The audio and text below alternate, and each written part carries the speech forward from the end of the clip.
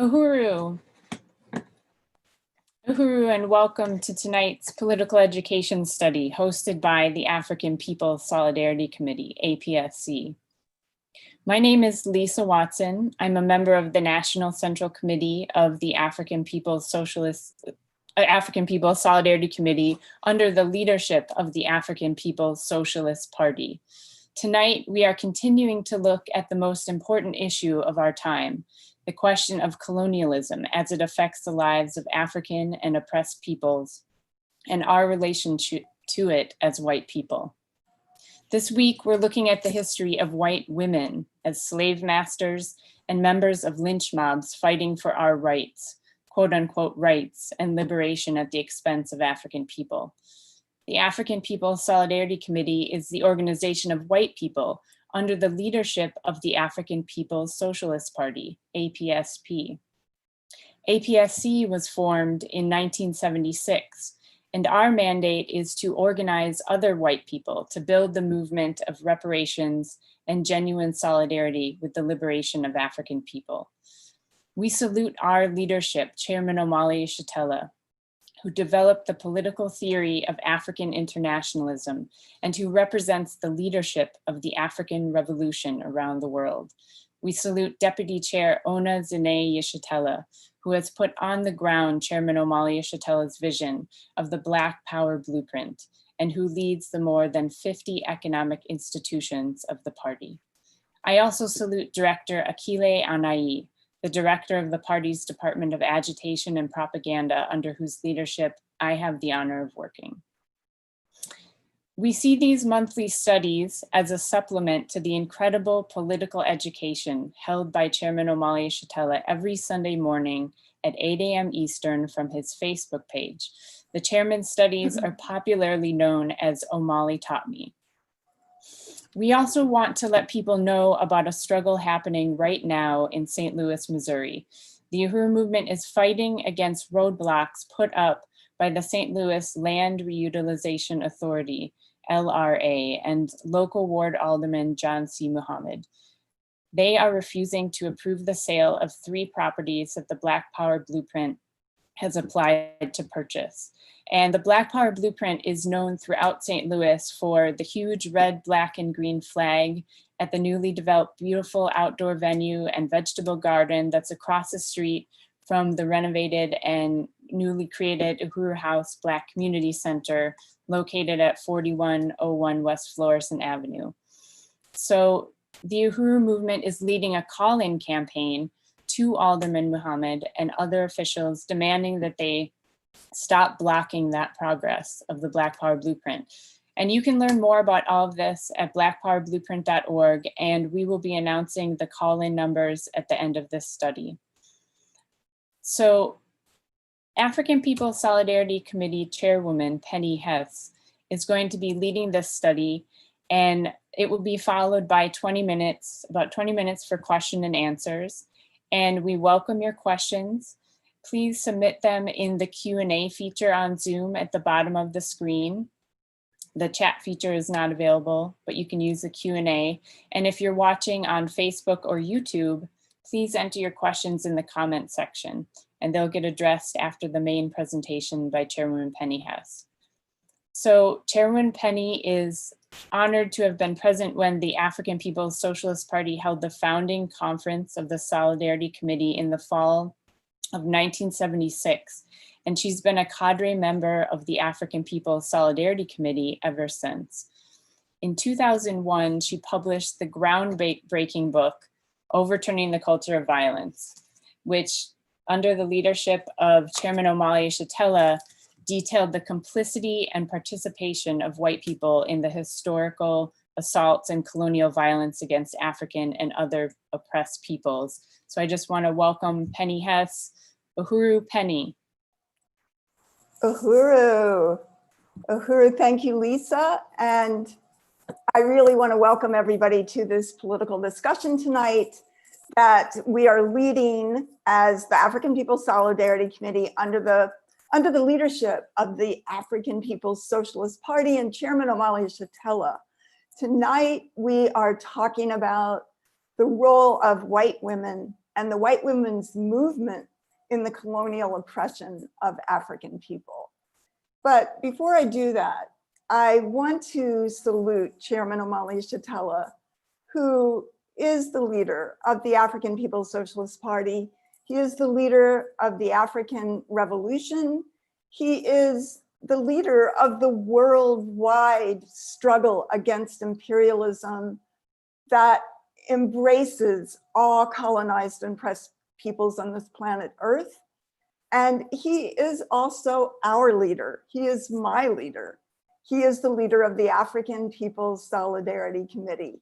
And I salute his brilliant Wednesday afternoon statement or political education that he has on Wednesday afternoons, I believe at 3 o'clock Eastern, today calling for African revolution and for African people to join the African People's Socialist Party.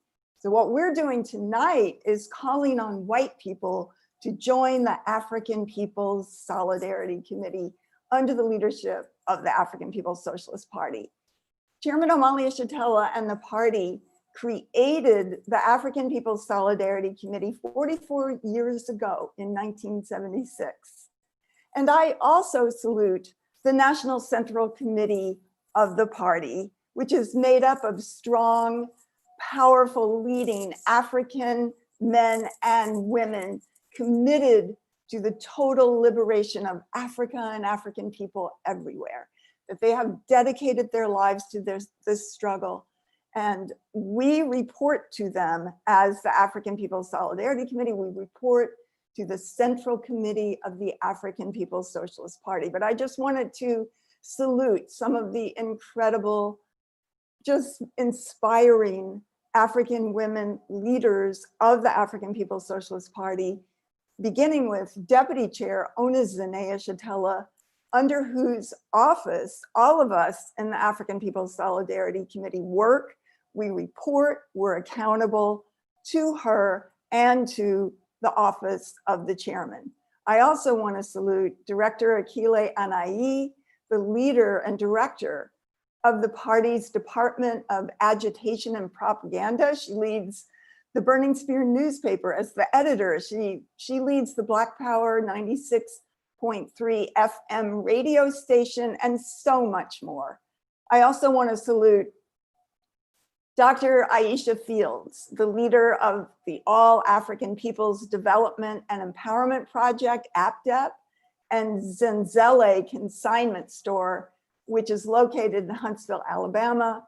I want to salute Midwest Party Representative Malika Alexander, who's fortunate for me, is here in St. Louis, leading the party regional work here out of the Uhuru House at St. Louis, and President Kalambai Andanet of the International People's Democratic Uhuru Movement, President Yejide Oronmila, leader of the African National Women's Organization, who has given so much leadership and clarity to the question of the struggle of African colonized women liberation, which is in the liberation of all African people under the leadership of the African working class.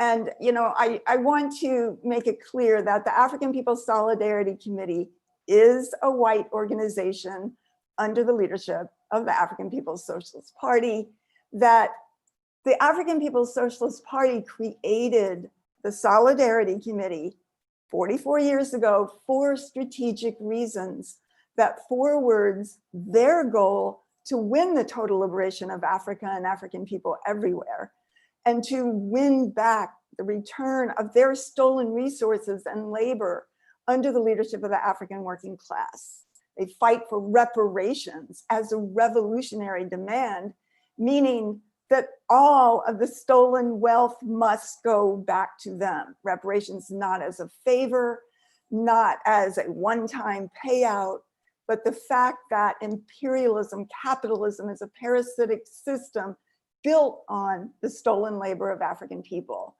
So the party created the African People's Solidarity Committee under its leadership because when white people left to our own devices always sell out the struggle of African people in particular and colonized peoples overall. We embody opportunism. We always take something for us at the expense of African people and the colonized. And I'm talking about when we call ourselves progressive. We're always about getting something for us at the expense of everybody else. And I wanted to read this powerful statement by Chairman Omali Yeshitela that was written in 1981, almost 40 years ago, for the first Congress of the African People's Socialist Party. And the chairman said, living in a country built and sustained off slavery, colonialism, and neo-colonialism, the impact of victorious revolutionary struggles reached down into the gas tanks, shopping centers, and tax brackets of the North American population. This is an objective relationship between world slavery and US affluence. And up until now, the North American population, opportunistically and demagogically led by their stomachs and pocketbooks and corrupt leadership, have chosen the continued enslavement of the world. The chairman says, in the US, imperialism was constructed off the enslavement of African people and the near decimation of the native population. This system has been the cornerstone of world capitalism since the Second Imperialist World War, which means, among other things, that the resources, the wealth, the near slave labor of the vast majority of the peoples of the world have been the basis for the development not only of the wealth of the ruling class, but of the entire North American society. Consequently, the basis of opportunism within the US is very deep. This couldn't be said better. So the chairman has said clearly that the party created the African People's Socialist Party and the African People's Solidarity Committee under its leadership because capitalism was born on Europe's assault on Africa, the kidnapping of African people, and subjecting them to violence, brutality, rape, torture, and every other possible human brutality that a human being could commit against another human being every step of the way. For us as white people, this system, capitalism, is our bread and butter. Stolen wealth gotten by violence, lies, oppression, war, murder, and genocide. Capitalism was born of colonialism. Chairman Omali Yeshitela tells us the total occupation and domination of a whole people by a foreign and alien state power for profit and gain for the whole colonizer nation, backed up by the colonial state power. We white people are the colonizer nation. We carry out colonialism, and colonialism requires violence, torture, genocide, and suffering of the colonized people. The state power that we see, and we see African workers struggling against it fiercely, the police, the military, the courts, the prisons. But for white people, it's not enough to march. And I know that millions of white people have been out there joining these marches. It is not enough to fight racism. We have to pay reparations under the leadership of the African working class.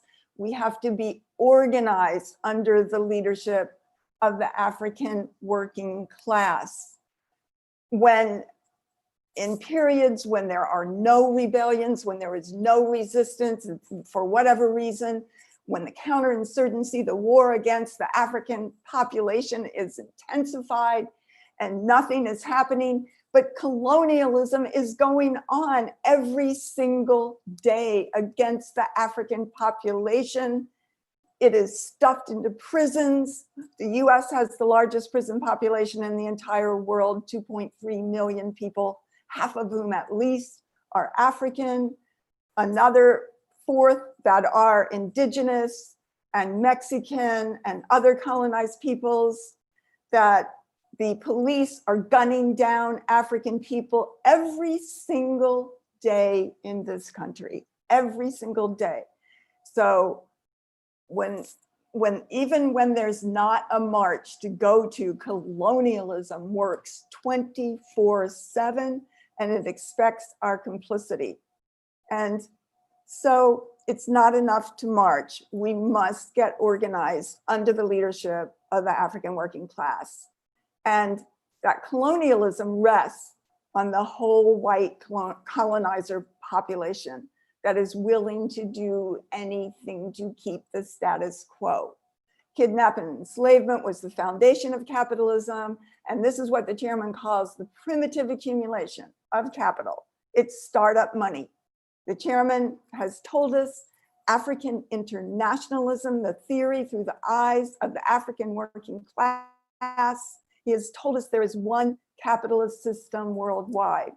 There are two opposing poles, the oppressor and the oppressed. There's not another way to end this system and these conditions that exist. The colonizers and the colonized fighting the colonizer, destroying to overturn the system of colonialism that keeps African people down and oppressed every day. But we as white people sit on the pedestal on the backs of African people. And that means all of us sit on this pedestal: women, men, workers, rulers, middle class, elite. We all sit on this pedestal. We don't all get the same share of the stolen loot, but we sit on the pedestal and we see the eyes, we see the world through the eyes of the oppressor nation. So Chairman Omali Yeshitela created the African People's Solidarity Committee to go into the heart of white society, behind enemy lines, to penetrate into the homes and centers of the colonizers, to win other white people, the colonizer nation, politically, and to stand in genuine solidarity. We are the children of the slave masters, making a self-criticism to the children of the enslaved and actually doing something about it to deepen the crisis of imperialism, help create conditions favorable to African revolution, and in so doing, we turn loose our whiteness by joining under the leadership of the African working class. When we join the African People's Solidarity Committee, we abandon our historic loyalty to the ruling class, to whiteness, to colonialism, and we take our stand under the leadership of African people. That's what puts us on the side of the oppressed of the world. Because when we sit on this pedestal, it means that no matter what kind of movement, led by white people or white workers, or no matter how militant it is, it can never overturn capitalism, colonialism, and imperialism. White people can't do that. One sector, if there's a struggle inside the white population, one sector fights to gain power over the control of the colonial state, whether it's the Bernie workers or the Trump workers. It's still a sector of the colonizers to administer the power, wealth of the colonial systems. So we don't get to lead this struggle. We cannot lead this struggle. We are part of the colonial state. The colonial state and white people are one thing. Last night, or a couple nights ago, Jacob Blake, an African young man in Kenosha, Wisconsin, was shot and paralyzed by the police, who shot 7 bullets point blank into his back. But last night, many white vigilante shooters armed with AR-15 automatic rifles were allowed by the police and the National Guard to visibly and openly walk into a crowd of protesters, and they killed 2 protesters and wounded another. Why? Because the colonial state, if the police don't do it, white people will do it. The colonial state and we are one. And that's what, if we want to change the world, if we want to change the conditions and change our relationship to African people and the people on the planet Earth, we have to come down to this question of colonialism. So a white progressive movement can only seek a kinder, gentler, parasitic system for white people while continuing to brutally oppress African people. The white left is basically, don't end colonialism, hide it more. Don't support Black power or Black community control of the police. They say they want to fight racism, but to fight racism is just the ideas in white people's heads. And that basically, to change the ideas in our heads and nothing else does not change the colonial conditions faced by African people. It upholds this parasitic system. It does nothing to change the conditions but make us feel better. This is opportunism, and opportunism, as the chairman has said, is violence.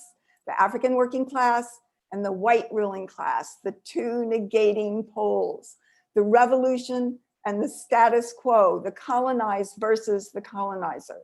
The colonizer is us, and colonizers can't lead the anti-colonial struggle. The party mandates APSC to coordinate under their direct leadership, under the leadership of the African People's Socialist Party, call on us to lead an international movement of white solidarity and reparations to African people. We recognize that as the anti-imperialist, true socialist stand of white people, that is what it is. So we are fiercely under the leadership of the African People's Socialist Party, and the African People's Socialist Party fiercely and fearlessly leads us, holds us accountable to do what we say we will do. APSC's mandate is white solidarity with the African Revolution and reparations from white people and the white ruling class to the African Revolution.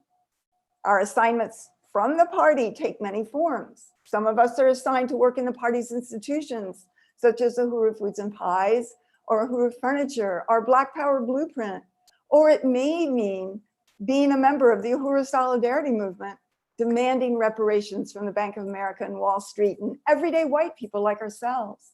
But if we stray from our mandates, we face criticism from the party, and so we should. Did we take responsibility to carry out our assignments, to solve the problems and make it happen, to actually raise the resources on the time frame and urgency of the African Revolution, the time frame set by the party? Because we can't lead this struggle. And we don't get to say what reparations is. The anti-colonial struggle led by the African working class, the vanguard, the African People's Socialist Party, says that reparations is a revolutionary demand. African people, all of their stolen wealth and the value of their stolen labor is the basis for imperialist, capitalist, white wealth, and African people are owed everything back. The determinations and the programs and the direction of the party are voted on by the party every 5 years at the party Congress. We don't get to vote on that. We are under the party's leadership, but as members of the African People's Solidarity Committee, we have unity with the party's leadership, our mandates, our directions, because we unite with the African Revolution. It is the world revolution. It is our revolution. We unite that the African Revolution is led by the African working class, and that is the only force that can lead everyone on this planet, all African people and everyone else, oppressed peoples, everyone who wants to go to a new world, that wants to get rid of this vicious, brutal system. And for us, this takes us out of the madness, the isolation, and the fear of being subjects of history and enemies of humanity and the colonizers. And this lets us join an incredible and ambitious and brilliant leadership of Chairman Omali Shatella, the African Revolution, the African working class that will free the entire world. So again, I profoundly salute Chairman Omali Yeshitela and the entire National Central Committee of the party and all of the African women that are here and that are leading in the party's National Central Committee. So tonight, I know that took a little time, but what I want to do here is I want to lay out how the white women's movement and white women is perhaps the most vicious, violent, and opportunist sector of all the white movements. There is no better example of white opportunism than the betrayal of African people by the white women's movement all down the line, beginning from when it was sparked by the struggle of African people to be free from colonial chattel slavery in the 19th century, all the way to today, the same opportunism, the same betrayal, the same interest of white women to become equal oppressors with white men is in the center. So I am going to, Jesse is going to share his screen, and I want to just show a little short PowerPoint here and just talk about that.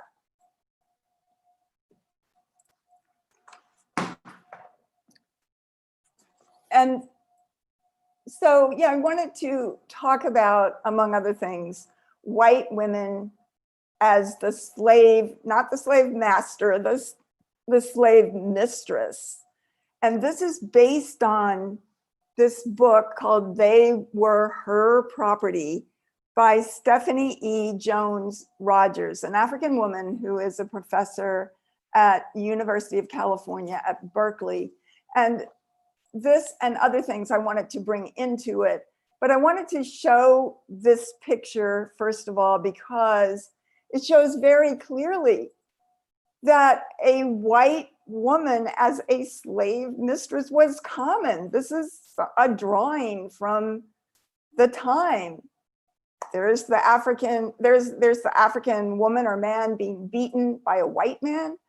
There's a white woman beating and committing violence against an African woman. So this book takes on the myth that white women upheld goodness and justice, the whole myth of white women on a pedestal, white womanhood. And that she begins by saying that white children, including girls, were raised and groomed to be slave masters and slave mistresses. In other words, to be the colonial power over African people under the system of colonial slavery. And she starts out by telling a story of Lizzie Anna Burwell, who was like many other white girls growing up in a slave-holding household in North Carolina around 1847. She loved flowers, she says, and often strolled through her parents' garden with Fanny, who was the enslaved woman charged with her care. After spending much time with Fanny, Lizzie Anna, the white girl, developed an intense bond with her. But one day, Lizzie Anna became vexed with Fanny. So she went to her father and she demanded that he cut off Fanny's ears and get her, Lizzie Anna, a new maid from Clarksville. Lizzie Anna was 3 years old. So at 3 years old, white girls had the power of life and death over African people, were bred and groomed to be the colonizer. There's also, I also wanted to show that another point that she is making is that, you know, this violence, that first of all, the white women who owned African people were incredibly brutal, generally speaking. And again, she gives another example of incredible brutality in which young white girls witnessed in their own families as their father murdered an African child.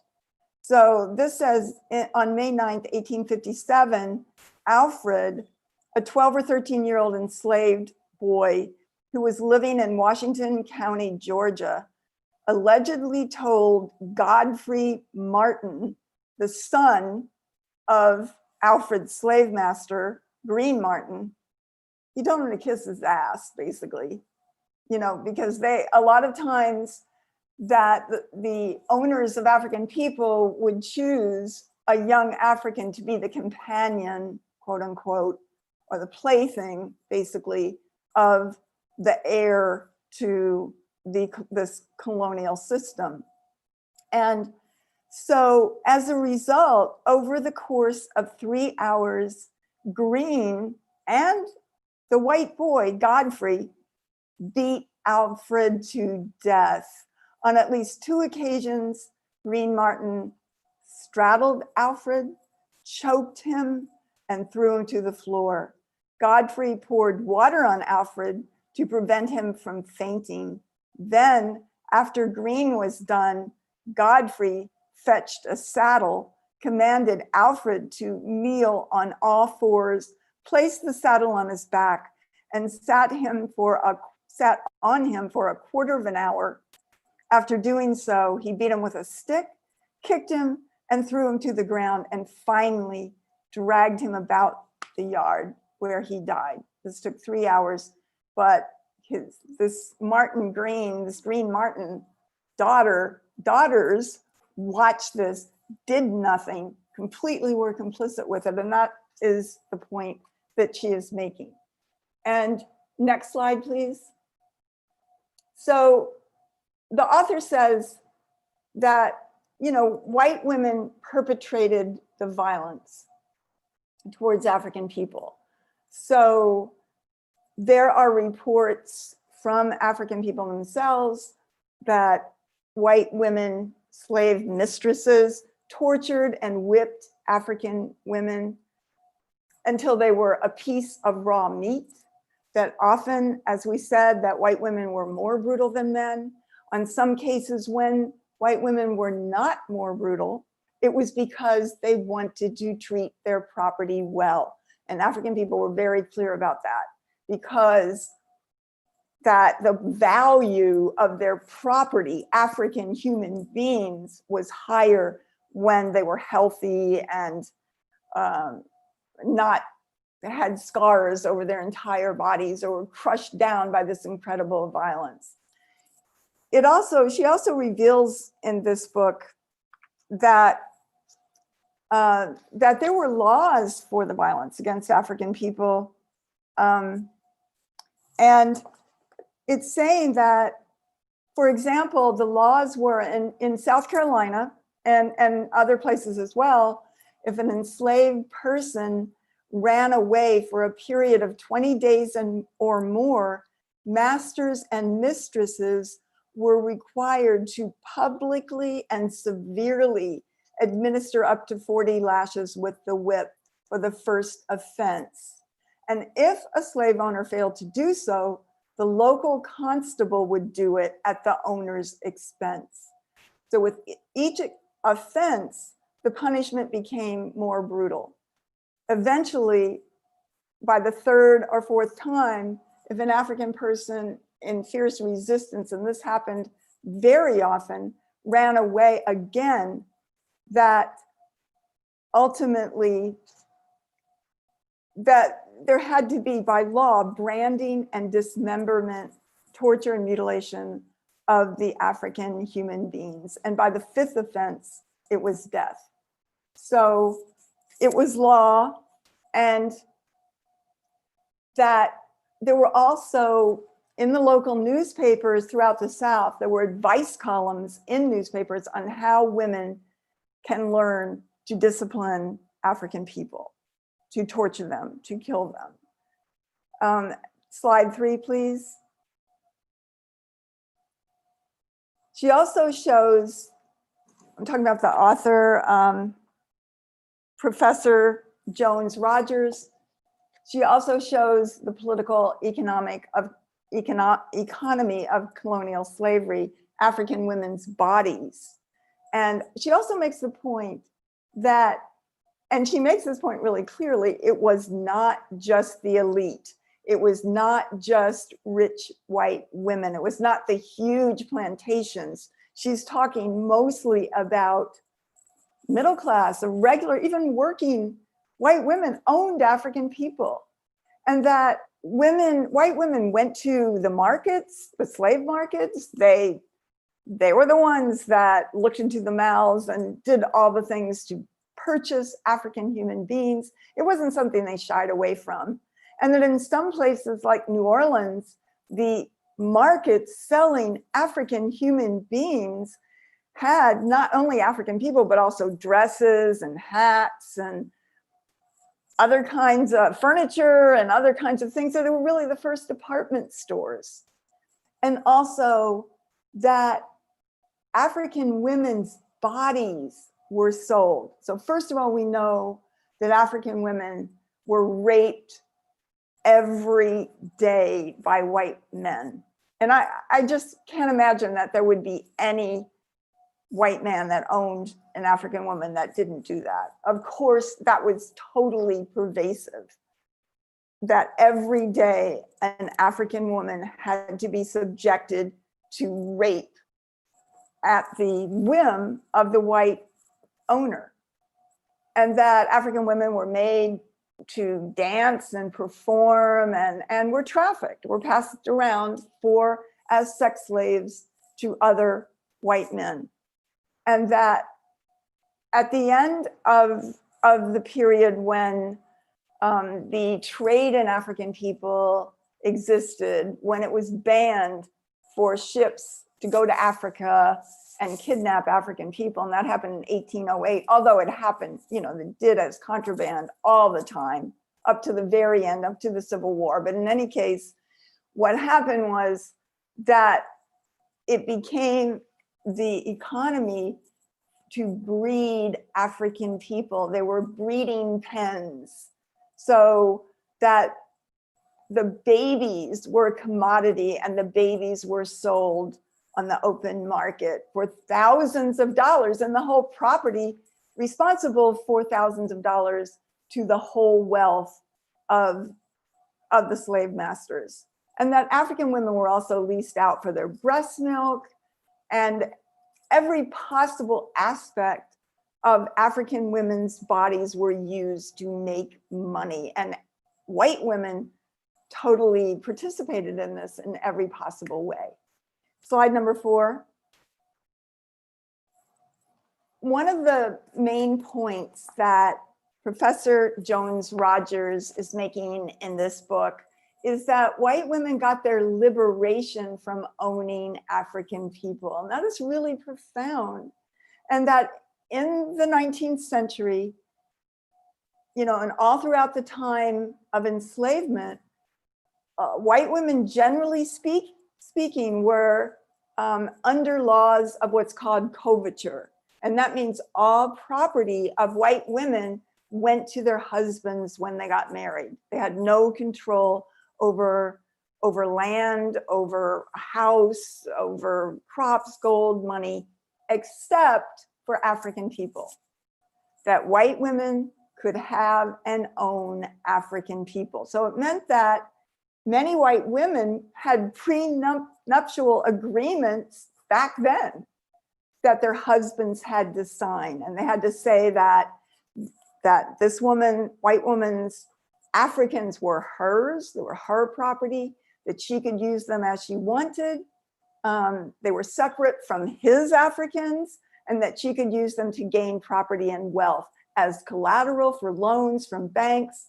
And the courts, even of the southern states that had these laws of coverture, that white women could not own property, it had to go to their husbands. But even those courts upheld the right of white women to the property of African human beings.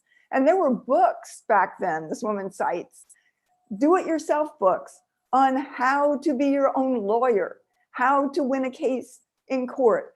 This was common, and women had this power. They had this power to keep their husbands from taking their property, African human beings. Slide 5. I wanted to add that during this time, African people were in incredible motion for the end of this chattel slavery. And part of what the abolition movement, as it was called, was fighting for was universal suffrage, the right of everyone to be able to vote. So this movement for the liberation of African people to end this vicious colonial domination was sparked the white women's suffrage movement, the white women's movement of the 19th century, the 1800s. And slide 6. So the white women's movement then, as now, actually was incredibly white nationalist. I read, I think it was just last week or something, that Trump pardoned Susan B. Anthony, I think it was. And it shouldn't be surprising. She was an incredible white nationalist. And so was Elizabeth Cady Stanton. So Elizabeth Cady Stanton, and this is from the book Reluctant Reformers. It has some pretty good information in it. It's a book from the 70s or 80s. And it said, it quotes Elizabeth Cady Stanton, the leader of the white feminist suffrage movement of the 1800s, said, when Mr. Downing puts the question to me, are you willing to have the colored man enfranchised before women? I say no. I would not trust him with my rights. Degraded, oppressed himself, he would be more despotic with the governing power than ever our Saxon men are. If women are still to be represented by men, then I say, let only the highest type of manhood stand at the helm of state. So it was an incredibly white nationalist movement. It was an opportunist movement. And ultimately, they totally separated themselves even from the abolition movement and worked and said, we're here to get the vote for white women. So slide 7. White women egged on men in lynchings and led it. White women caused lynchings by falsely claiming that they were raped by African men. White women were always on the front lines of colonial terror. And you can see that here. Here are children, little girls, women of all ages, grandmothers, at the brutal murder of an African man. Next slide. That has continued up until today. Emmett Till, who I believe it was in 1955, he was brutally murdered at the behest of a white woman, Carolyn Bryant Donham, who admitted in 2017 that she lied about anything that Emmett Till did to her. But she paid no price to that. She didn't go to jail for that. But Emmett Till was brutally murdered on her word alone. That is the power of life and death of the colonizer. And that also in Tulsa in the riot in 1920, when white people burned down what was called the Black Wall Street in Tulsa, where African people had created their own wealth, their own ability to have basically an independent economy by and for the African community, and took care of the entire African community. A white woman named Sarah Page accused an African man of doing something to her, and the white people burnt down the entire sector, killed. We don't even know how many people were murdered that day. The entire Greenwood, which was the neighborhood that African people had, was wiped out. And there was even an aerial bombing, a fire bombing that day, the first aerial bombing of a city ever in US history. But that didn't stop then. There was the Central Park jogger in the 1980s who accused and was complicit with the arrests of 5 African men who were in prison until just a couple of years ago, based on that they attacked her, just in the typical way. And then we saw just recently a white woman in Central Park accusing an African man who was bird watching, calling the police on him. But this happens every day. The Karens, all of this, this is what white people do, and this is what white women do. This is what we are responsible for. Slide number 9. So the civil rights and Black Power movement sparked the white women's liberation movement of the 1960s. But slide number 10. But white women played a key role in the attack on African people in the civil rights and Black Power movement. And this is a picture of a very courageous young African young woman going to school for the first time as the only African in Arkansas. I believe this is in Little Rock, Arkansas. And this terror being waged against her, this attack, is being led by white women.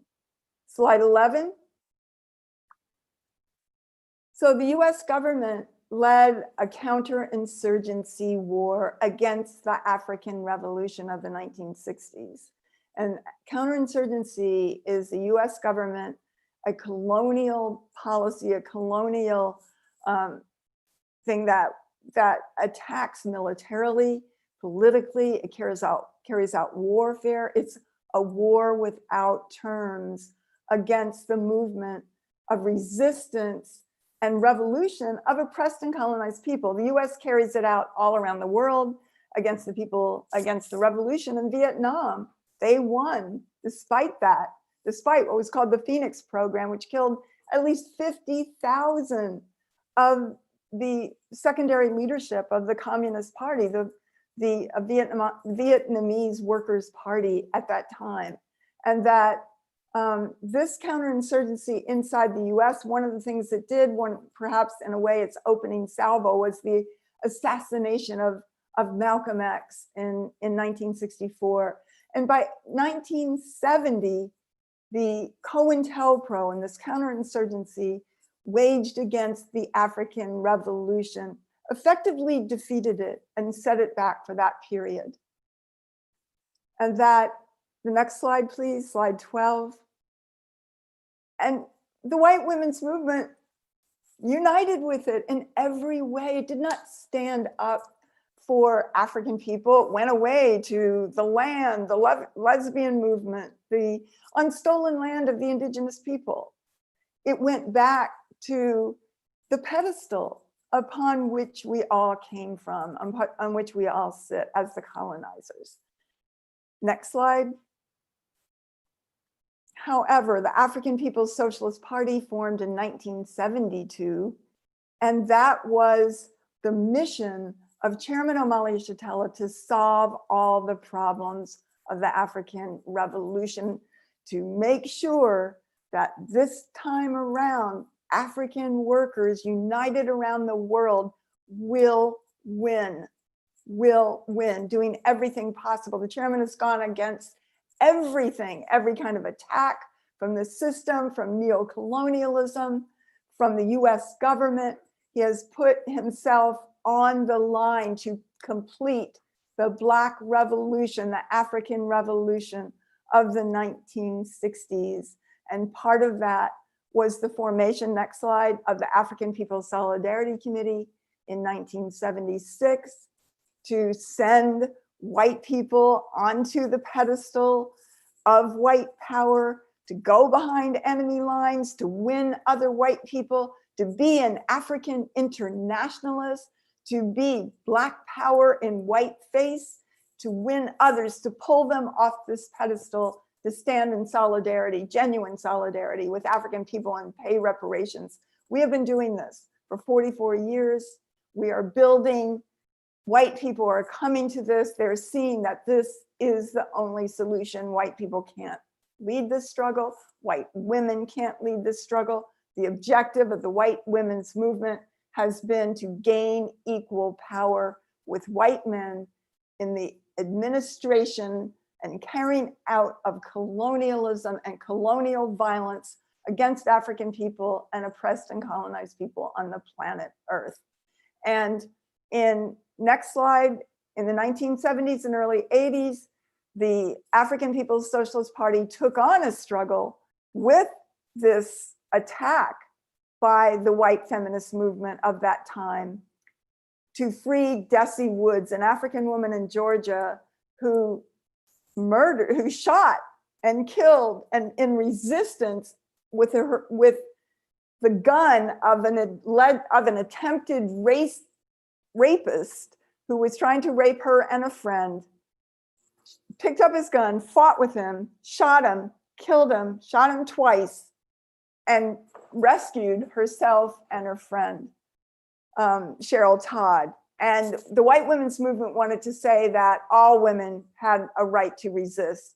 And the African People's Socialist Party very fiercely and courageously brought this struggle to what it was to free Desi Woods, smash colonial violence, and raise the issue that what happened to Desi Woods does not happen to white women, that this was an act of colonial violence, that Desi Woods had the right to resist. The African People's Socialist Party campaign to free Desi Woods went around the world. There was support coming from Japan and all over Europe and Asia and many, many places. And Desi Woods was freed in 1982 by the work of the African People's Socialist Party. Next slide.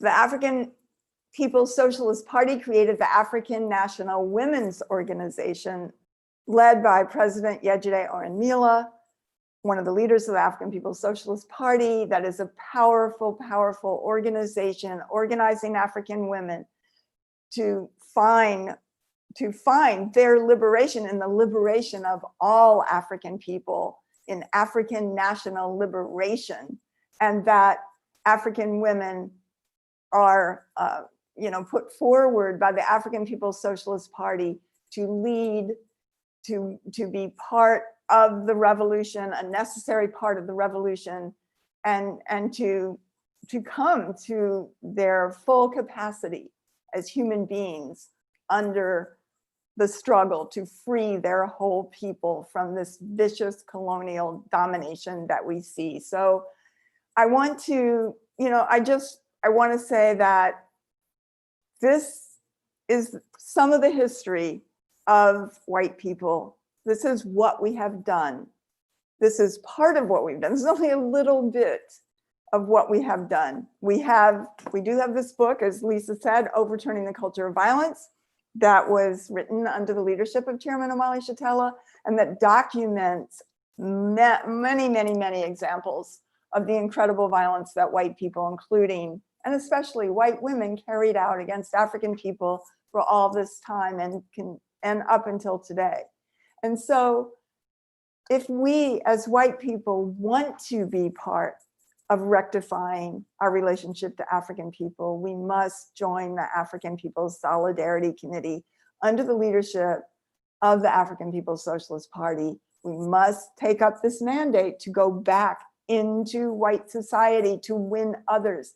Don't be a bystander, be a cadre, take responsibility to solve problems, to win other people from the white community, to say that this system of parasitic capitalism, of violence, brutality, genocide, enslavement, rape, and plunder must end. We will not leave this for another generation. We must take up the struggle. We must take up the call of the African People's Socialist Party and the African Revolution. Join the future. Be part of it. Be part of a new world. We have a role to play, but not what we want it to be, not some idea that we might have. African people leading the revolution are showing us the way. So take on the struggle. And this is a place under the leadership of the African working class where white women can be liberated as well to be true human beings, to be part of the world, to turn loose our whiteness, to end our relationship as the lynch mob, as the soldiers and the bombers and the drone operators against the people on the planet Earth. We don't want to be police. We don't want equal opportunity as police or in the Marines or anything else. We want to stand in genuine solidarity. We want to see a new world, and only African people, bringing along with them indigenous, Asian, Arab, and oppressed peoples around the world to get rid of the system, save the planet Earth itself, and create a world that is blossoming and free and about humanity and life, not death. This is the future only under the leadership of the African working class. Get rid of your depression. No wonder we're depressed. We are here, we're sitting on the pedestal, we're the colonizers. We have, we live at the expense of everybody else, and our responsibility under the system is to support it in everything it does. And we say, no, we're jumping off that pedestal, we're joining the future, we're paying reparations, we're winning a movement to return all the stolen wealth. This land belongs to the indigenous people, and this is how there can be a new world with no oppressors and no oppressed. Uhuru. Reparations now. Uhuru, Chairwoman Penny, thank you so much. That was a very profound African internationalist analysis of that whole history, and just a call to take a different stand through this movement as members of the African People's Solidarity Committee under the leadership of the African People's Socialist Party, we can begin to take a different stand than what our history has been. And even that relationship still exists now if we don't take that stand. So I just really want to appreciate you, Chairwoman Penny, for that study. And we're going to be going to Q&A shortly, and a reminder to please submit questions in the Q&A feature on Zoom at the bottom of your screen if you're tuned in on Zoom. If you're watching on Facebook or YouTube, please enter your questions in the comment section. And before we do go to Q&A, I'd like to introduce African People's Solidarity Committee comrade Kitty Riley, who leads the Office of Reparations and Economic Development, and she's going to tell you how you can apply to join the African People's Solidarity Committee and why you should consider joining. Uhuru, Kitty. Uhuru, Lisa, thank you so much for that introduction. And I know that people listening today must be feeling like I am, extremely moved by that presentation by Chairwoman Penny Hess. Just really moved to the core, because as white women, and all white people, but as white women, we need a way forward. We need a way to divorce ourselves from that history. And everything we experience today and who we are rests upon that history. It's like a profound relationship that we have had with African people that has to be changed. I really am just so, just moved to the core, really. And I just want to salute Chairwoman Penny Hess for her stand at chairing the African People's Solidarity Committee, her leadership. And I just want to say that the first time I heard Chairwoman Penny speak, I also was extremely moved. In a room of all, probably was white women, but there were white men, absolutely, and are white men in the African People's Solidarity Committee.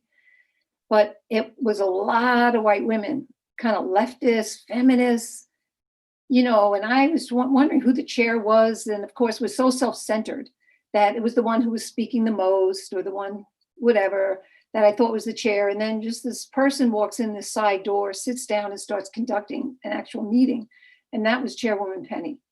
And it was almost like she was speaking another language to me, because it wasn't about us. It wasn't the self-centered us. She was speaking about the goals of the African People's Socialist Party, the conditions in the African community, the strategies and campaigns of the African People's Socialist Party that we had to carry out in the white community. And the fact is, we know the violence of white people. We know the violence in the history. It just hasn't really touched us. But we've observed it, and we've observed it not only through books and PowerPoints, our whole lives we've observed this. We just observed the assassination of George Floyd on video for 8 long minutes. I mean, we see this every day, so we know it. So when the call of the African People's Socialist Party was to go into the white community and organize the white community around genuine solidarity through reparations, that was challenging. That is challenging because we do know our history. And that is the challenge, because after all, that is our rectification. That is our responsibility. These are our relatives, our people that we descended from, and that we benefit in a social system of which we have been complicit, complete denial, and have benefited from for 600 years. And I just really, want to say that there is a way forward, a very liberating way forward. And I want to salute Chairman Omali Yeshitela of the African People's Socialist Party for his incredible, profound leadership and stance, and brilliant leadership of the African Revolution, and as a human being who has dedicated his entire life to developing the science that would liberate African people and oppressed people all over the world, and in fact open the doors to us, definitely not because of any history of a relationship we have had to African or any colonized people, because he's a scientist and knows that it's in our interest to overthrow the oppression we feel, even though we sit on the pedestal of oppression of African and all the people around the world. And that's a profound stance and appreciation that we can never say enough for. I also want to salute Deputy Chair Onasene Yeshitela, who leads all the economic work and puts African internationalism on the ground, so to speak, as Penny said, 50 entities. And if we live, the chairman sums up that, the whole social system is based on the economy of that social system, the philosophy, the way of life, etc. And Penny really, summed up African internationalism. The economic basis has been based, and that is what the chairman teaches. It's been based on the oppression, the brutal, enslavement of African people, the theft of the indigenous people's land, slavery and genocide of the indigenous people, stealing the land. That is the economic basis of the social system we live in. And don't you want to participate in building an African, a liberated anti-colonial economy? That's the work Deputy Chair Onasene leads from the African People's Socialist Party. Isn't that the life that we want and long for integrity, to change our relationship to colonialism? This is some of the profound things you can look forward to when you become a member of the African People's Solidarity Committee. It is absolutely liberating. It's an honor. And Penny really laid it out. We are, the cadre organization of white people that works under the leadership of the African People's Socialist Party, and we can't be passive. It's time for action and commitment. I mean, APSC was founded in 1976. And some of the opportunism Penny laid out about white women's movement, 1970s, 1970, I was fully a part of it. Marched down Fifth Avenue as white women, white women's rights, bail out, jump ship after supporting the Black Power movement of the 60s, the Vietnamese struggle against colonialism in the US and Vietnam, the Black Panthers struggle against colonialism, and then the terror of the US defeating, the Black movement in this country. I bailed ship.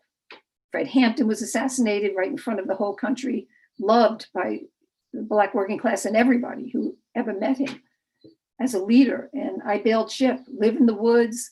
While African women were experiencing some of the things Penny was laying out, we were drinking carrot juice and organic farms.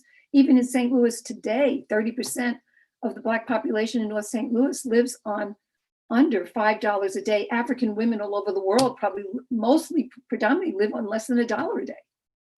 You know, $2 a day. This is reality, and we jumped ship and we wanted to break that glass ceiling, and we did. Affirmative action was for us. We took all the resources that they were forced to give to, you know, economic opportunity for African people. White women got all those resources, built economies, made our way up the ladder to get our share, as Penny laid out so clearly, of the resources of imperialist plunder, brutality, you know, genocide. And, you know, this is what we have an opportunity to change, because in '76, the African People's Socialist Party and the chairman formed the African People's Solidarity Committee. Now we have an organizational relationship that we can have to this heroic struggle to end the social system of colonialism that oppresses the whole world, even us. We can't be saying it was the patriarchy, white men. It's colonialism, a social system that we have to jump off that pedestal and get involved in transforming a social system to bring a real future for the world, you know, and all humanity. And, you know, but the chairman really points out that he said so many times, like, the dreams and aspirations of white people require drone strikes in Pakistan and colonial terror that African people face on a daily basis. They have to have a George Floyd. They have to do it. I admire everyone and salute everyone for standing up and marching, but that's over. And yesterday there was another, and the day before that, there was another African shot, murdered, maimed. You know, the demonstrations aren't enough. You have to join organization. We have to make the commitment to go the route that Africans are making the commitment. We have to go the whole route until colonialism is destroyed. We have to say no more genocide in our name. There has to be an end to the demonstrations, meaning to what end? If they're not going to anything, you know that it's time to join organization. And that's the African People's Solidarity Committee. That's the way we can become actual revolutionaries. There really is no other way. It's not the white left or whatever. It is by joining the African People's Solidarity Committee, we become cadre.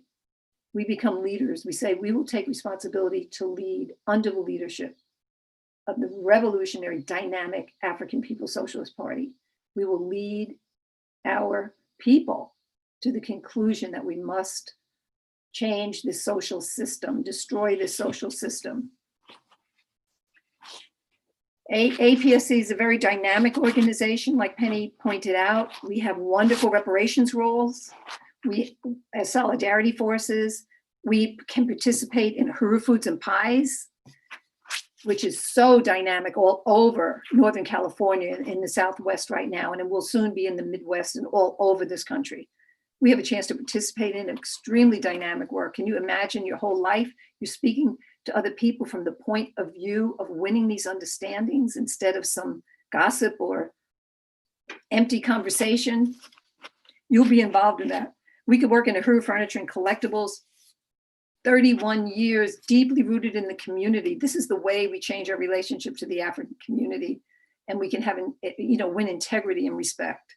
We can work in the dynamic Black Power blueprint. It's wide open. They are liberating territory in Northern St. Louis. It's absolutely historic what is happening in Northern St. Louis. And we can be part of that, win our communities, our churches, environmental groups, reparations, get funding up into the North St. Louis. What's happening is a revolutionary process of dual power, dual and contending power.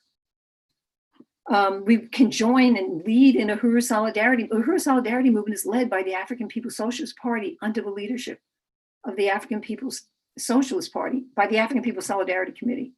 Under the leadership, you can be a member of the African People's Solidarity Committee and play leading roles in building a mass movement of white people throughout the world that will stand with the African Revolution.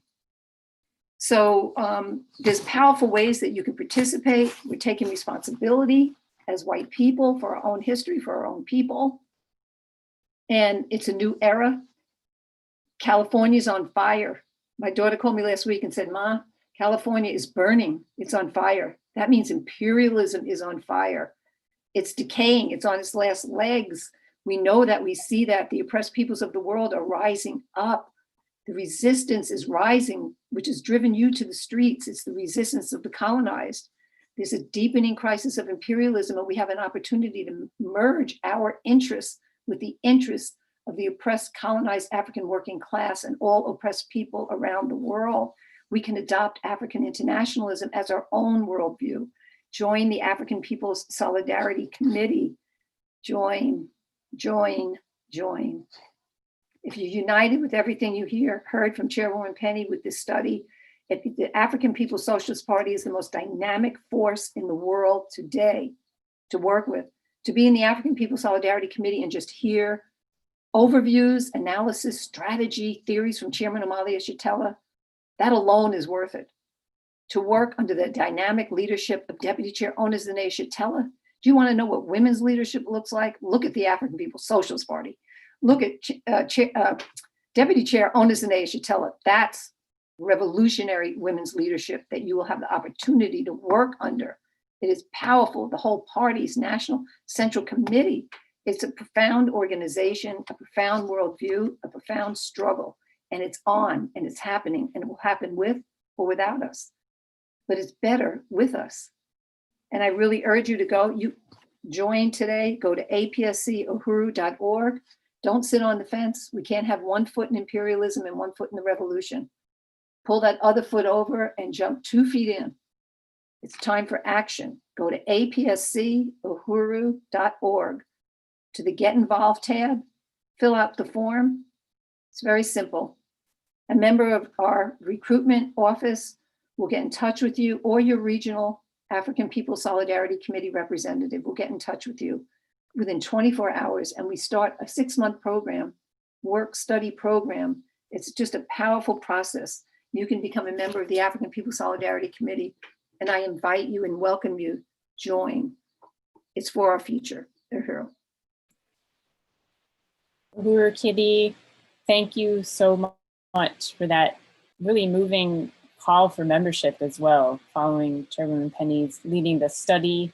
I just echo that call and unite that everybody should join APSC. Thank you for that call for membership, Kitty. And we are going to move into a question and answer period. So I just want to remind everyone, if you haven't already, if you have a question and you haven't put it in the Q&A, please do that, or the comments section of Facebook and YouTube. So far, we actually don't have any actual questions, but we do have some comments from people who are tuned in. So I wanted to share a few of those with you, Chairwoman Penny. And so one is a comment from Jackson in St. Petersburg, Florida, says, Uhuru from St. Petersburg, Florida, really appreciate Chairwoman Penny Hess and glad that this web show is speaking on this topic. We have a comment from Leah in Minneapolis who says, Uhuru from Minneapolis, so thankful for this study. And then Arif on YouTube said, justice for George Stinney. And I've heard of that case, and I just, looked it up quickly on the internet. And just to say, George Stinney was an African child who was convicted, and it says, in a proceeding later vacated as an unfair trial of murdering 2 white girls aged 7 and 11 in his hometown of Alcolu, South Carolina. He was executed by electric chair in June of 1944. And it says that Stinney is the youngest, well, it says American, but the youngest to be sentenced to death and executed. So just another point in that just horrendous history of how white girls and women have, can have that life and death power over Africans. So those are the comments we have. And so far, there are not any other questions. I mean, to me, that shows that, the people who are tuned in really unite with this message. But yeah, I mean, Yeah, we don't have any other questions. Is there anything that you'd like to, I guess, say to add on or deepen more things that you were saying in the study? Oh, you're on mute, Penny. Uhuru. Well, thank you, Lisa. And I really want to thank everybody who came out. I want to thank Comrade Kitty for that great call to join APSC, and certainly want to unite with that. And just say that, you know, as the chairman has put out over and over again, that this is an incredible period of history. As the chairman has said, millions of people, tens of millions of people have marched and come out as a result or following the resistance of African workers in Minneapolis, where you are, you know, beginning with the murder, the brutal police murder, just one more of what happens every day of George Floyd on May 25th. That, and as we see, it's going on. It's, you know, several other police murders have happened. And that this is a time when the struggle of African workers is forcing this system to tear down colonial symbols, you know, not just Confederate symbols, but here in St. Louis, the Columbus statue that reigned over Tower Grove Park, where white people go every day, was taken down, was torn down by the city. It was forced to happen. You know, in New York City, there's this huge statue. I had noticed it many years ago when I'd been there to the, I think it's a Museum of Natural Science near Central Park, a giant pedestal, and Theodore Roosevelt, the imperialist, vicious colonizer president of the United States, is on a horse, and on one side is an indigenous man, on the other side is an African man, literally holding up his horse. And I mean, in a way that tells the story, yeah, that's America, that's the United States, but that's coming down. And, you know, this is a really powerful history and period when the reality is coming out. And luckily, we have the leadership of Chairman Omali Yeshitela, who is out there every day talking about the reality of colonialism, talking about how a struggle against racism is a self-defeating waste of time, talking about how we have to go further than marching, than protesting, than even burning down a police precinct. There has to be an organization of the African working class that's going all the way to tear down this system and fight for the liberation of African people. That's not so far away. That's possible. This system is weak. It's dying. It's limping on every front. It can't do with impunity what it always did before. All around the world, the Arab people, the Palestinian people, indigenous people, the people of Venezuela and Cuba and Latin America, and all of the colonized peoples of Puerto Rico, and people colonized inside the borders of the United States are resisting and fighting, and the US is weak. Look what they can, you know, they have Trump versus Biden.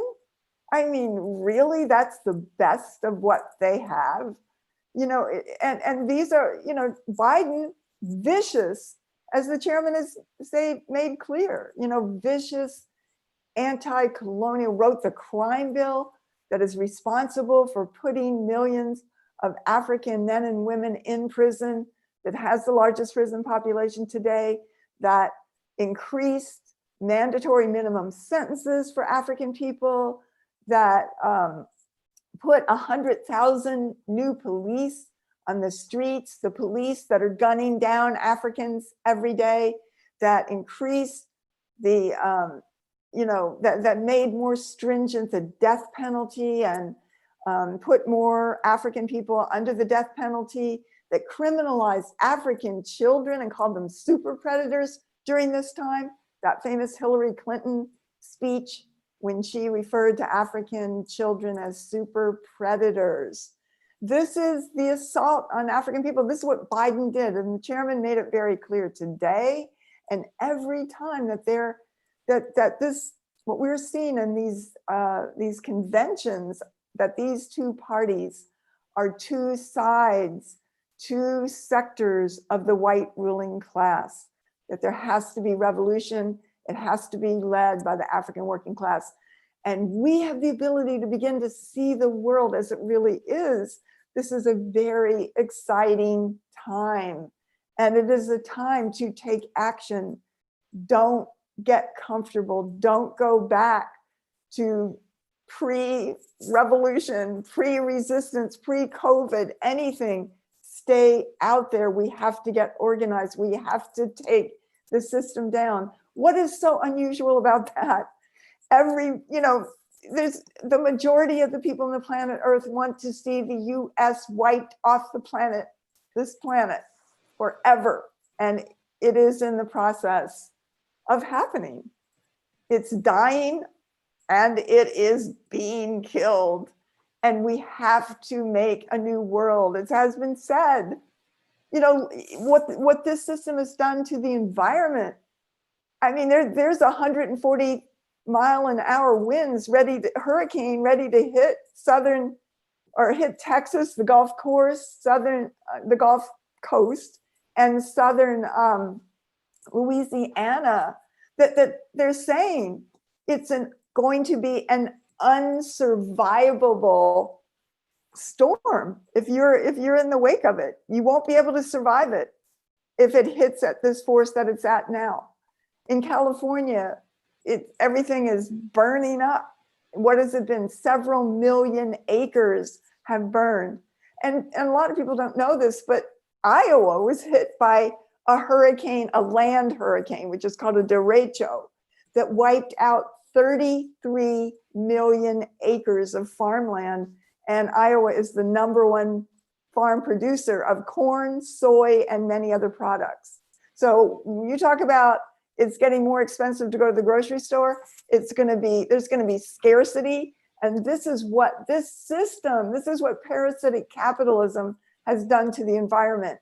If parasitic capitalism has no problem about wiping out hundreds of millions of indigenous and African people for profit, to steal their land and steal their labor and steal them as human beings, of course it's going to wipe out the earth.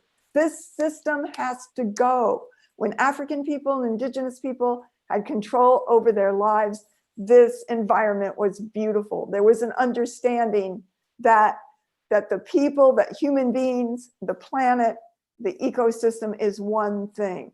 But this system is about profit, it's about destruction, it's about death and terror. It must go, it must be wiped off the planet Earth.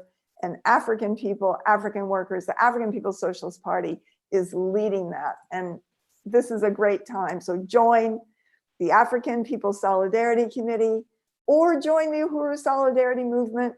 You can go to uhurusolidarity.org or apscuhuru.org and be part of the future. We need you.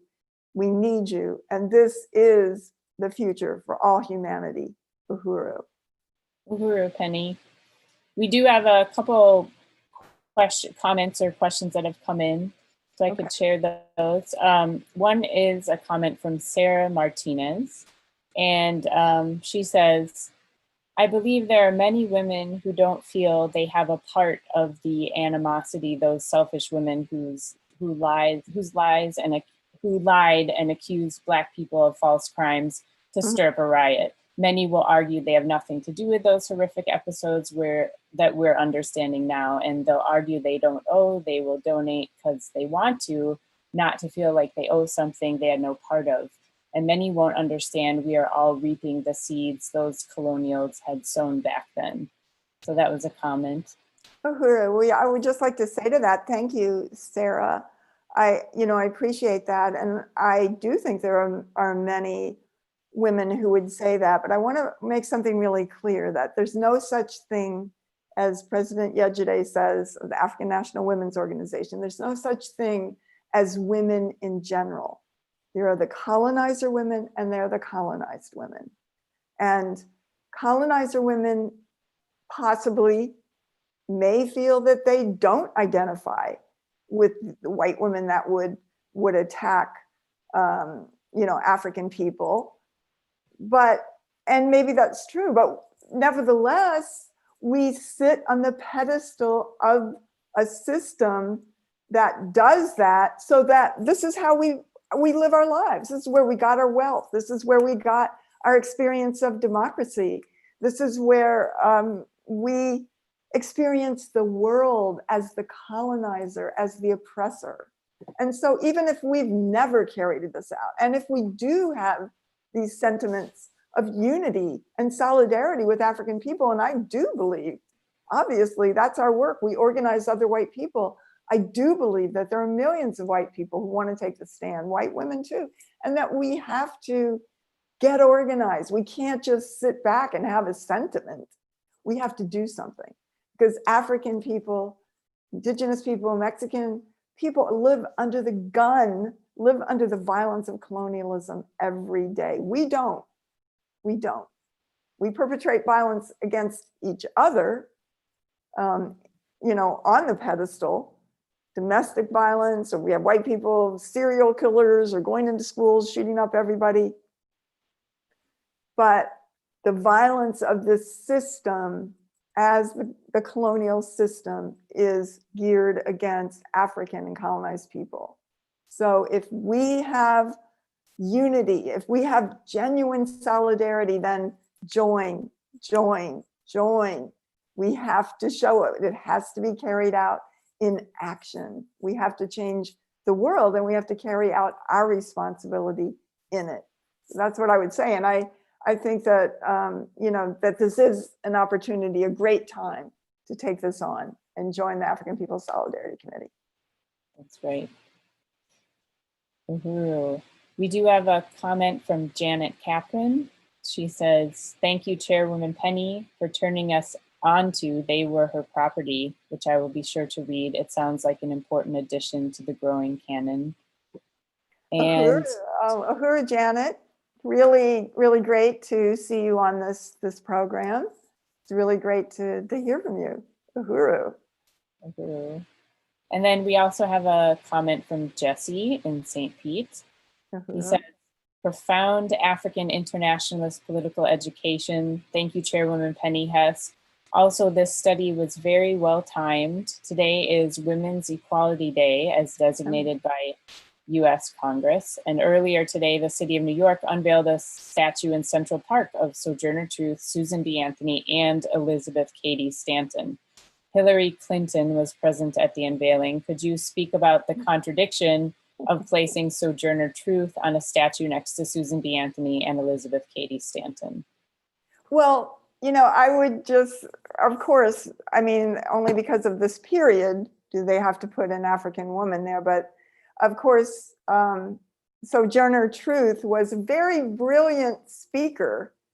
And she came into one of these conferences that Elizabeth Cady Stanton and all these white women, had, but they were very timid and they couldn't take on, they wouldn't call out the white men. And you can go on YouTube and watch various African women, giving the speech that Sojourner Truth gave to this white women's conference in the 1800s. And it's very powerful. It's very brilliant. It's very witty. And, she's basically saying, nobody ever helped me over a puddle. Nobody ever put me in a carriage, and ain't I a woman, and it's just, she takes on the definition of what it means to be a colonized woman. So they had to do that because of this period.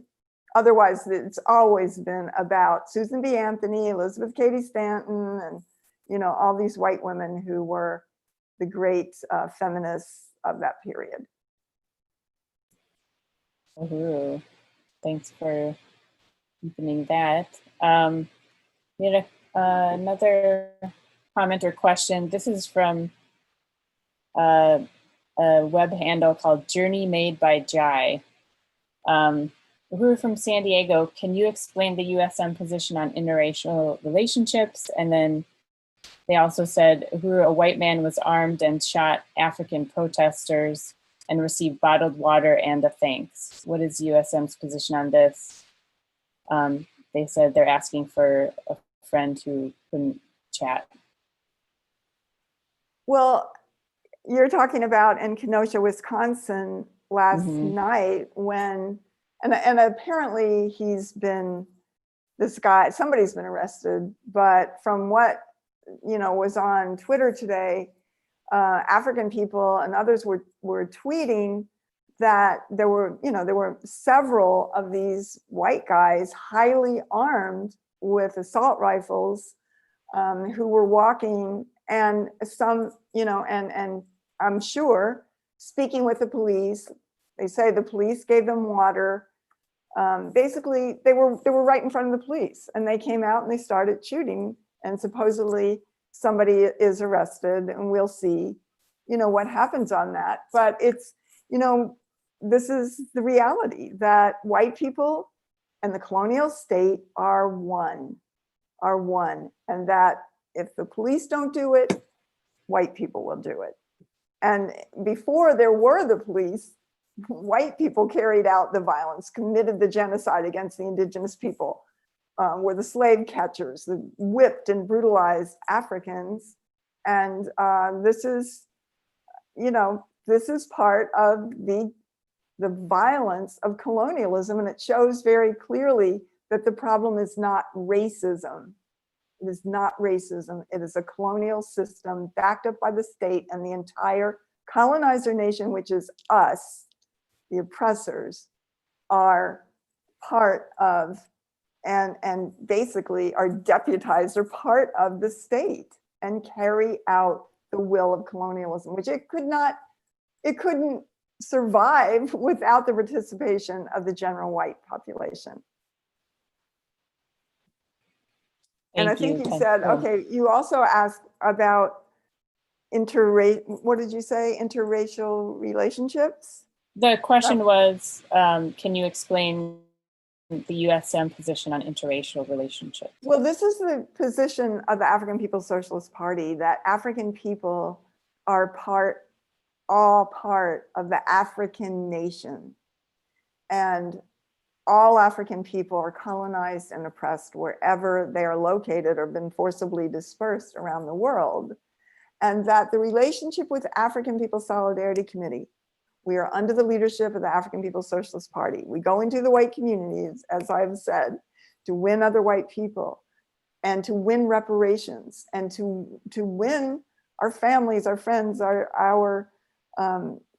other white people to stand in solidarity and to join the African Revolution in solidarity under their leadership.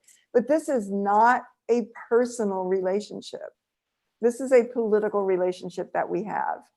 And that the position of the party is that any relationship between the colonizer and the colonized still always has within it that colonizer relationship inside of a personal relationship.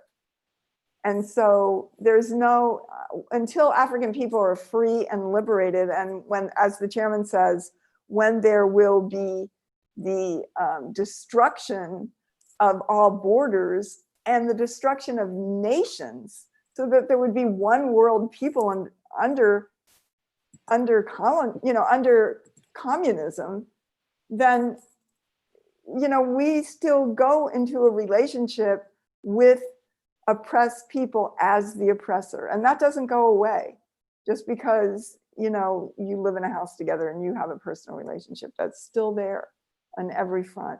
So the African People's Socialist Party doesn't keep people from being, especially in the mass work, if they are in those relationships. Then there are people that can do that, but the position of the party is that African people are a nation and that they are building and maintaining their nation as in their anti-colonial struggle, and that white people are the oppressor nation, and we can never avoid or escape the relationship that we have to colonialism, even in a personal relationship. So it is not something that is done within this movement. Uhuru Penny. All right, so we have another comment and question from somebody, Kathy Edwards on Facebook, asks, let me get to this. How do you assure those interested in joining that this isn't another front group just to gather info on individuals that will later be used against them? And she also I don't know what you're talking about. Yeah, well, here's a couple of other comments that may, I don't know. She says, I constantly tell this to people, affirmative action benefited more white women than the African descendants of slaves. And that's right. And then she says, it makes me sick when people say they want to go back to normal. Most people's normal pre-COVID was hell on earth. She said, thank you, I can't get African people to admit that. So I think that's somebody from the African community saying that. Well, the thing is that I don't know what you mean by a front group, but I know that the African People's Socialist Party, which is our leadership, which created the African People's Solidarity Committee, has been in existence for almost 50 years, 48 years. You can look, it is in St. Petersburg, Florida, it is in Oakland, California, it is in Philadelphia, it is in St. Louis, it is in many other places, it's in Johannesburg and other places in occupied Tanzania or South Africa, it is in London, it is in Paris, it is in the Bahamas, and every place it is, there are institutions of self-determination like Uhuru Foods and Pies. In Philadelphia, there's the beautiful Uhuru Furniture Store. In St. Petersburg, Florida, there's Uhuru Foods and Pies. There's the beautiful Uhuru House on 18th Avenue South. In Oakland, there is the incredible Uhuru House on MacArthur Boulevard. There's Uhuru Foods and Pies, which is all over the Bay Area and has been there for 30, 35 years. There is the Uhuru Furniture Store on Grand Avenue, which has been there for more than 30 years. There's the history, you can look here in St. Louis, there's the Black Power Blueprint, incredible transformation, 4101 West Florissant, and all along that corridor, which the city of St. Louis is attacking them on, trying to block this. But everywhere the party is, they have laid down infrastructure. They have built an economy. They have the Burning Spear newspaper, which has been published since 1968. They have the Black Power 96.3 FM radio station that you can hear in St. Petersburg, Florida, or go online and hear it. Chairman Omali Shatella speaks all around the world. He has published multitude of books. He spoke at Oxford University representing the African liberation movement. I mean, there is a track record. The African People's Socialist Party is there. It has left its marks. It has left its infrastructure everywhere it's been, and it is growing and growing every single day. And the African People's Solidarity Committee is one of the organizations of its legacy that is out in the white community. We are in 130 cities organizing white people to take a stand for reparations to African people in a real way, to raise reparations. On October 17th, we're having a US-wide march, White People's March for Reparations to African People under the leadership of the African People's Socialist Party. And it's going to be in Boston, Philadelphia, St. Petersburg, St. Louis, Portland, San Diego, Oakland, Seattle, and Minneapolis, and other places, that I'm probably not even mentioning right now. So this is the legacy and just the reality of the African People's Socialist Party, the Uhuru movement, and everything it stands for is real, it's concrete. You can look at that. That's what they stand for. There is no other agenda. It's in their newspaper. They are for the liberation of Africa and African people everywhere, and that's it. And that's what they do, build the liberated economy. They carry it out. It's amazing. It is amazing. And you can go to blackpowerblueprint.org and look at it. You can go to apedf.org. You can go to APSC uhuru.org, which is the African People's Socialist Party's website as well. You can see just the incredible work of the party on the ground. It's visible, it's tangible, it's there. So it's very exciting. Uhuru. Uhuru, thank you, Penny. And I'm going to read one more question and then we're going to move into announcements. But Right. This last question is from Tina on YouTube. Says, Uhuru, what will be the necessary and specific task that will be the underlying and pivotal responsibility of the organization to ultimately reach our goal? Well, again, the African People's Socialist Party is working to build, and it has built it, what is called the African Socialist International. And that is organizations of the African People's Socialist Party united in every country around the world. It is building an organization of African people led by the African working class that has the capacity to liberate Africa. Africa belongs to African people. And that means that our job as white people is to return the stolen resources. You hear a lot about reparations right now. The African People's Socialist Party first held the first tribunal on reparations to African people in Brooklyn, New York in 1982, and had a goal to make reparations a household word. And reparations means returning the stolen wealth. It is the redistribution of the wealth. So that is our job under the leadership of the party. The African People's Socialist Party is liberating Africa. It is uniting African people. And that is what it works towards every single day. And every day it is getting closer and stronger, and it is winning. It is winning. It is winning. We will see Africa being liberated in our lifetime. This is what is happening right now, because imperialism and white power that was built at the expense of African people, that made African people be impoverished and oppressed wherever they are on the planet, that continues to steal all of the trillions of dollars of wealth of the resources that are in Africa, that it continues to do this every day, white power does, that has to go. And it's dying, and we can see it dying before our eyes. African people are rising up. They are uniting with the liberation of indigenous people, with the Mexican people, with the oppressed and colonized peoples all throughout the Americas, all throughout the Caribbean, in Europe, in Africa, and the Arab people. This is a new world, and imperialism is dying, the party is winning, and we will see this victory of African people in our lifetime. Uhuru. Uhuru, Penny, thank you so much. And for everybody for your questions.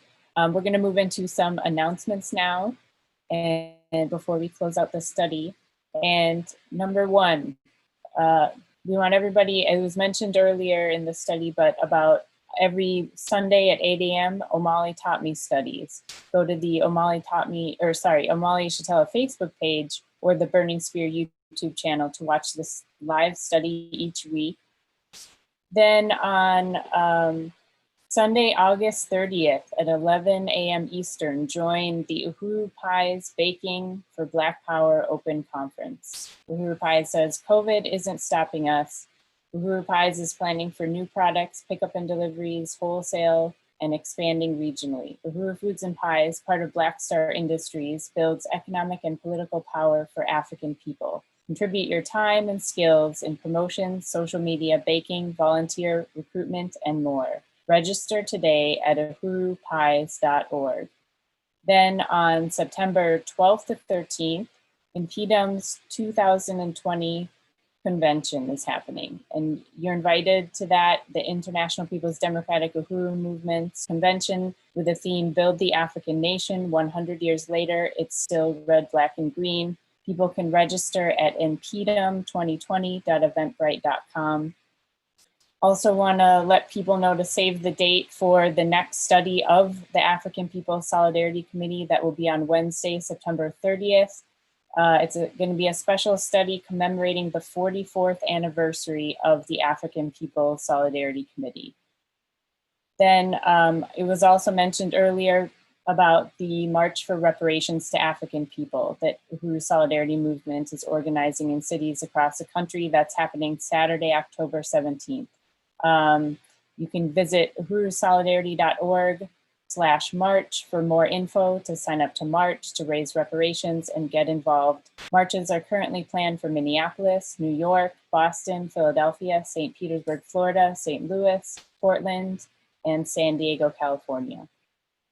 Just want to give another, encourage everybody to buy this book, Overturning the Culture of Violence by Penny Hess. You can get it at burningspearmarketplace.com, along with all the books by the party and Chairman Amalia Shatella, such as Vanguard, An Uneasy Equilibrium, and many more.